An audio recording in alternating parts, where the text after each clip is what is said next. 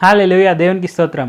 దేవుడైన యేసు ప్రభువారు ఈరోజు మనకు పరిశుద్ధ గ్రంథం నుంచి ఇస్తున్న వాగ్దానము సమూయేలు మొదటి గ్రంథం 16వ అధ్యాయం 7వ వచనం. అయితే యెహోవా సమూయేలుతో ఇలాగ సెలవిచ్చెను, అతని రూపమును అతని ఎత్తును లక్ష్యపెట్టకుము. మనుష్యులు లక్ష్యపెట్టు వాటిని యెహోవా లక్ష్యపెట్టాడు. నేను అతని త్రోసివేసి ఉన్నాను. మనుష్యులు పై రూపమును లక్ష్యపెట్టుదురు కానీ యెహోవా హృదయమును లక్ష్యపెట్టును. సో మనం ఈ వచనం చూసుకుంటే ఇక్కడ మనకి ఏమర్థమవుతుంది అంటే, దేవుడైన యేసు ప్రభువారు ఒకరి మనిషిని చూసి ఆయన ఎన్నుకునే రకం కాదు.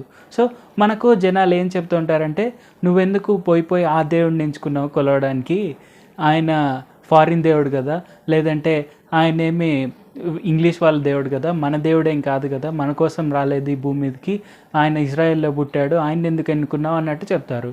సో అక్కడ మొదటి పాయింట్, మనం దేవుడిని ఎన్నుకోవడం అనేది తప్పుడు ఆలోచన. అండ్ ఇంకోటి, ఆయన ఫారిన్ నేలలో వచ్చాడు కానీ ఆయన భూమి మీద ఉండే ప్రతి ఒక్కరి కోసము వచ్చాడు.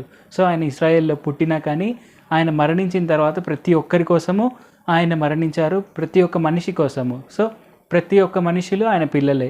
అండ్ ఆయన మనల్ని పిల్లలుగా ఎంచుకున్నాడు, ఆయన రక్తాన్ని ఇచ్చి మనల్ని కొన్నాడు, మనం ఆయన ఎన్నుకోవడం లేదు. సో ఈ విషయాన్ని మనం గుర్తుపెట్టుకోవాలి. దేవుడైన యేసు ప్రభువారు మనము ఒడ్డు పొడుగు చూసి ఆమె ఎన్నుకోలేదు ఆయన, లేదంటే మనం అందంగా ఉన్నాము అని ఆయన ఎన్నుకోలేదు. మనల్ని దేవుడైన యేసు ప్రభువారు ఎందుకు ఎన్నుకున్నారంటే, మనము ఆయనకు ఎలాగ కనిపిస్తున్నామంటే మనము నీతిమంతుల్లాగా ఆయనకు కనిపిస్తున్నాం. సో మనం ఎన్ని పాపాలు చేసినా, మనం ఎన్ని దోషాలు చేసినా ఆయన దృష్టిలో మనం నీతిమంతులమే. ఎందుకంటే మనల్ని ఆయన అంతగా ప్రేమించారు, మనల్ని ఆయన తన రక్తాన్ని ఇచ్చి కొన్నారు. మనల్ని ఆయన నీతిమంతులుగా ఎంచినప్పుడు మనం పాపులం కాము. ఈ విషయాన్ని మనం గుర్తుపెట్టుకొని, ఆయన మనల్ని ఎంచుకున్న విధానాన్ని బట్టి మనం ఆయన కృతజ్ఞతాస్తులు చెల్లించుకొని, ఆయన మనల్ని ఎన్నుకున్నాడు అనే విషయాన్ని మనం తెలుసుకోవాలి. సో ఈ భూమిపైన మన కర్తవ్యం అదే. మనము దేవుడిని ఎన్నుకునేది తప్పు, దేవుడు మనల్ని ఎన్నుకున్నాడు అనేది తెలుసుకోవడం అనేది మనకు సరైన పని. అది ఖచ్చితంగా మనం చేయాలి. దేవుడైన యేసు ప్రభువారే నిజమైన దేవుడు అనేది మనం తెలుసుకోవాలి. ప్రార్థన చేసుకుందాం.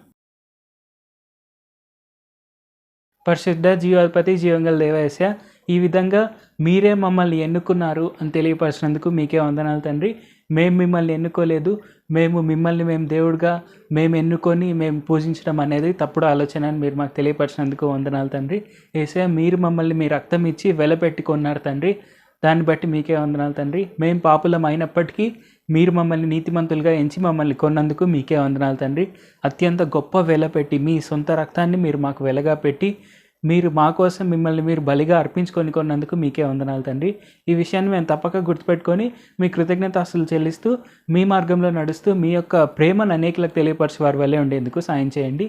మీరు బాహ్య రూపాన్ని చూసి ఎన్నుకునేవారు కాదు, కానీ మా అంతరంగాన్ని చూసి మీరు మమ్మల్ని ఎన్నుకున్నారు. మేము నీతిమంతులుగా మేము మీకు కనిపిస్తున్నాము అని మీరు మాకు తెలియపరిచినందుకు మీకే వందనాలు తండ్రి.